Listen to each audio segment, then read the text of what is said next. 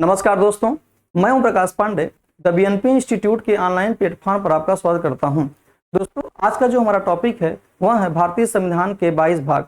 आइए दोस्तों, हम जानने की कोशिश करते हैं कि 22 भाग से संबंधित ऐसे कौन कौन से फैक्ट हैं, कौन कौन से कंसेप्ट हैं जो हमारी परीक्षा में पूछे गए हैं या परीक्षा में पूछे जा सकते हैं। आइए सीधे हम चलते हैं अपनी चर्चाओं पर।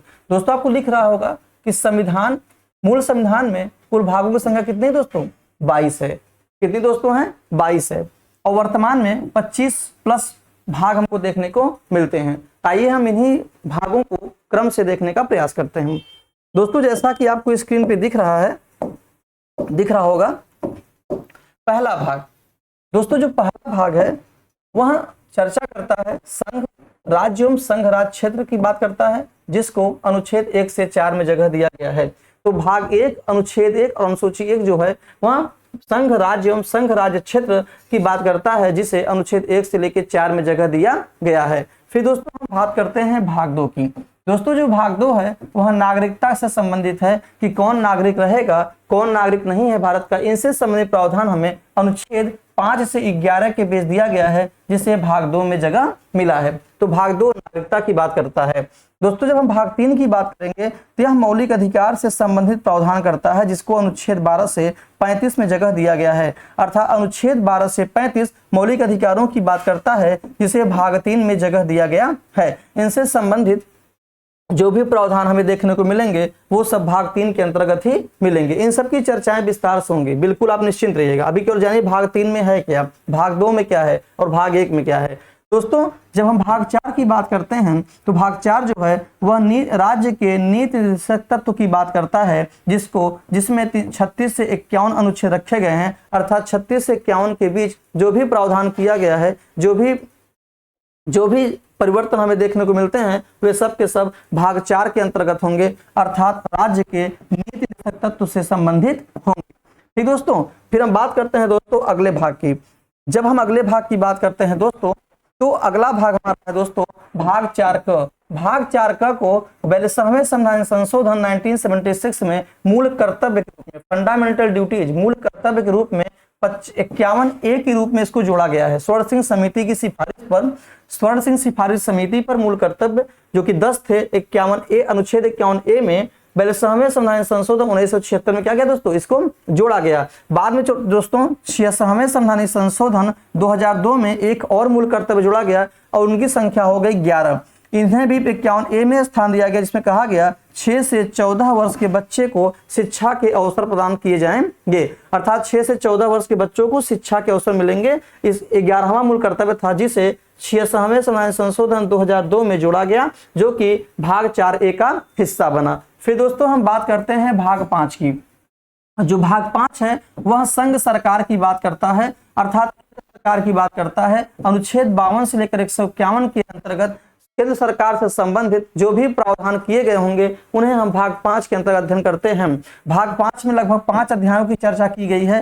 कार्यपालिका हो गया, संसद हो गया, राष्ट्रपति की विधायी शक्तियां हो गई, न्यायपालिका हो गया, नियंत्रक एवं महालेखा परीक्षक के प्रमुख अध्याय हैं जो भाग 5 से संबंधित है, जो आपसे एग्जाम में प्रश्न पूछे जाते हैं। तो अनुच्छेद 52 से 151 याद रखिएगा, केंद्र सरकार भाग 5। फिर दोस्तों हम अगले भाग की बात करते हैं। हमारा जो अगला भाग है वह है आपका भाग 6। दोस्तों, जो भाग 6 है वह राज्य सरकार की बात करता है, अर्थात राज्य सरकार से संबंधित जो भी प्रावधान, जिस प्रकार से केंद्र सरकार के द्वारा प्रावधान किया गया है उसी प्रकार से राज्य सरकार के लिए भी प्रावधान किया गया है भाग 6 में। और इनके जो अनुच्छेदों की संख्या है वह है 152 से लेकर 237 के बीच कुल 6 अध्यायों का चर्चा किया गया है। जैसे हो गए, कार्यपालिका से राज्यपाल की हो गई, हाई कोर्ट हो गया, अधीनस्थ न्यायालय हो गए, इन सब से संबंधित अध्याय जो हैं वो भाग 6 में आपको देखने को मिलते हैं, जो कि अनुच्छेद 152 से 237 के बीच इसका प्रावधान किया गया है। फिर दोस्तों हम बात करते हैं भाग 7 की। भाग 7 को दोस्तों 7वें संविधान संशोधन 1956, 7वें संविधान संशोधन 1956 के तहत इसे निरस्त कर दिया गया है। निरस्त करने के पीछे दोस्तों कारण यह था कि पहली अनुसूची के खंड ख का भाग, जो पहली अनुसूची है उसके खंड ख के भाग में अनुच्छेद 238 में, इसलिए इसकी आवश्यकता ना महसूस हुई, जिसकी वजह से क्या कर दिया गया दोस्तों, भाग 7 से इसको हटा दिया गया, रिमूव कर दिया गया। दोस्तों भाग 8 की बात करेंगे तो यहाँ संघ राज्य क्षेत्र या संघ शासित प्रदेश या केंद्र शासित क्षेत्र की बात करता है।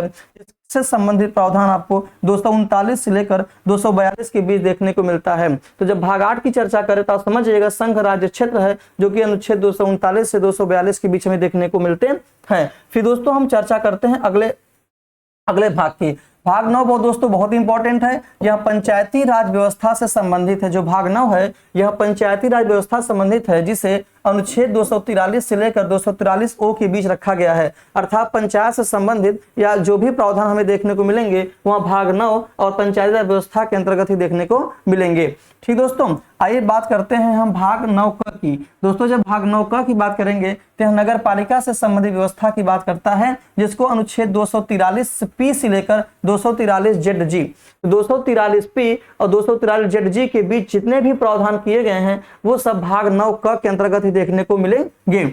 और आपको याद रहे कि इसे 74वें संवैधानिक संशोधन 1992 में जोड़ा गया था। अर्थात 1992-93 के दौर में इस समय में इसको 74वें संवैधानिक संशोधन के तहत भाग 9 क में जगह दिया गया। दोस्तों बात करते हैं 9ब की। जब हम भाग 9ब की बात करेंगे दोस्तों तो एक सहकारी समिति है। सहकारी समिति को अनुच्छेद 243 जेड एच के 243 जेड टी के बीच में रखा गया है। अर्थात सहकारी समितियों से संबंधित जो भी प्रावधान होंगे, जो भी नियम कानून होंगे, वे सब के सब भाग 9ब में हमको देखने को मिलते हैं। और इस सहकारी समिति को 97वें कॉन्स्टिट्यूशनल अमेंडमेंट 2011 97वें संवैधानिक संशोधन 2011 में ये जुड़ा है, जिसको हम 9ब के अंतर्गत देख सकते हैं। फिर दोस्तों हम बात करते हैं भाग 10 की, कि भाग 10 जो दोस्तों अनुसूचित एवं जनजातीय क्षेत्र की बात करता है। दोस्तों जो भाग 10 है वह अनुसूचित एवं जनजातीय क्षेत्रों से संबंधित जो भी प्रावधान है, चाहे प्रशासनिक व्यवस्था है, चाहे नियंत्रण है, चाहे जो भी प्रावधान है, उनसे संबंधित प्रावधान हमें भाग 10 में देखने को मिलता है, जिनके लिए प्रावधान बनाया गया है 244 से लेकर 244 ए अनुच्छेद, 244 से लेकर 244 ए अनुच्छेदों के बीच भाग 10 को समाहित किया गया है। आइए दोस्तों हम नेक्स्ट भाग की बात करते हैं।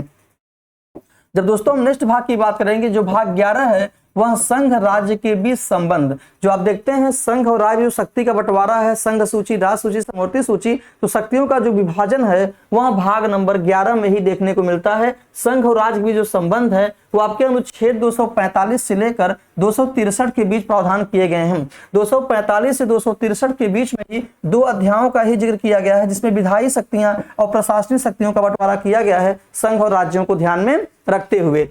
तो हम बात करते हैं भाग 12 की। दोस्तों जो भाग 12 है वह वित्त हो गया, संपत्ति हो गया, संविदाएं हो गई, वाद हो गए, इनसे संबंधित जो प्रावधान है उसे 264 अनुच्छेद से लेकर 301 के बीच में रखा गया है। इसमें आपका वित्त संबंधित से वित्त आयोग संबंधी क्या नियम है, संपत्ति के अधिकार से संबंधित क्या नियम है, उन सब से संबंधित प्रावधान भाग 12 में हमें देखने को मिलते हैं, जिसको 264 से 301 के बीच रखा गया है। इसी बीच 4 अध्यायों का भी जिक्र किया गया है। वित्त से संबंधित, ऋण लेना से संबंधित, आपके संपत्ति और कुछ वाद और संविदाएं हो गई, इनसे संबंधित कुछ प्रावधान हैं जिन्हें हम भाग 12 के अंतर्गत देखने को हमको मिलता है। फिर दोस्तों हम बात करते हैं भाग 13 की। जो भाग 13 है दोस्तों, आपको पता होगा कि भारत के राज्य क्षेत्र के भीतर व्यापार करना, वाणिज्यिक मुद्दे हुए, समागम करना, ये सब के सब भाग 13 के क्या हैं, हिस्सा हैं। तो अगर आपसे पूछे कोई व्यापार, वाणिज्य एवं समागम जो कि भारत के राज्य क्षेत्र के भीतर होते हैं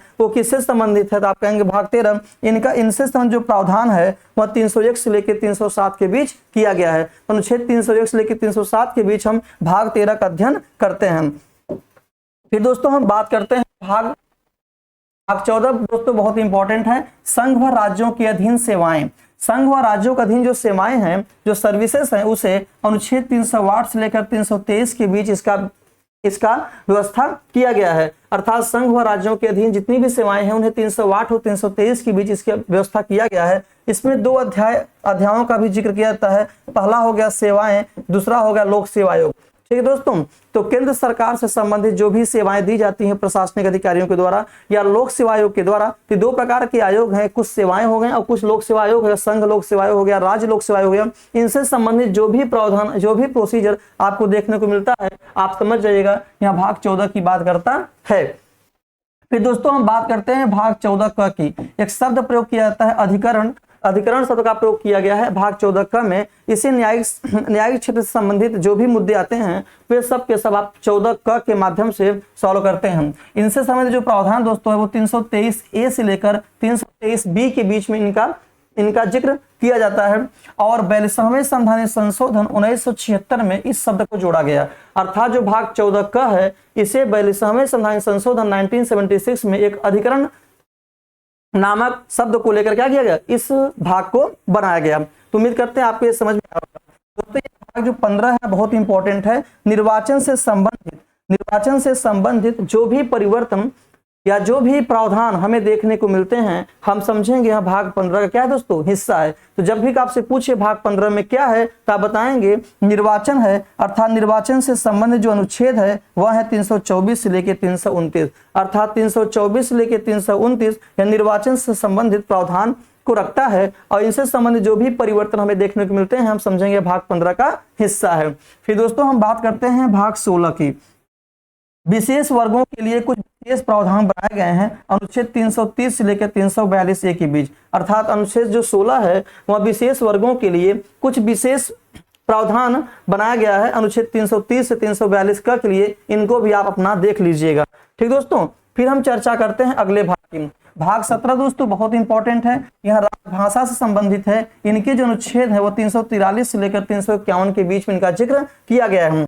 इनमें भी 4 अध्याय हैं जो 343 से लेकर 351 के बीच भाषा को परिभाषित करते हैं, जैसे संघ की भाषा हो गई, राज्य की भाषा हो गई, न्यायालय की भाषा हो गई। कुछ विशेष निर्देश जो दिए जाते हैं उनसे संबंधित अध्याय आपके भाग 17 में क्या किए गए हैं, निर्देशित किए गए हैं। अर्थात भाग 17 भारत की राजभाषा संदर्भित है, जिनको 343 से लेके 351 के बीच रखा गया है। दोस्तों इसके बाद आपका भाग 18 भी बहुत इंपॉर्टेंट है, आपात उपबंध। यह इमरजेंसी प्रोविजन की बात करता है। अनुच्छेद 352 से लेकर 360 के बीच भाग 18 को जगह दिया गया है, जिनमें 3 प्रकार के महत्वपूर्ण उपबंध आपके हैं, आपातकालीन उपबंध। पहला होता है राष्ट्रीय आपात, दूसरा है राष्ट्रपति शासन और तीसरा है वित्तीय आपात। तो राष्ट्रीय आपात हुआ, राष्ट्रपति शासन हुआ, वित्तीय आपात हुआ, इनसे संबंधित जो भी प्रावधान हमें देखने को मिलते हैं वो सब के सब भाग 18 में देखने को मिलते हैं, जो कि अनुच्छेद 352 से लेके 360 के बीच की चर्चा की गई है। इसको दोस्तों आप लोग याद रखिएगा।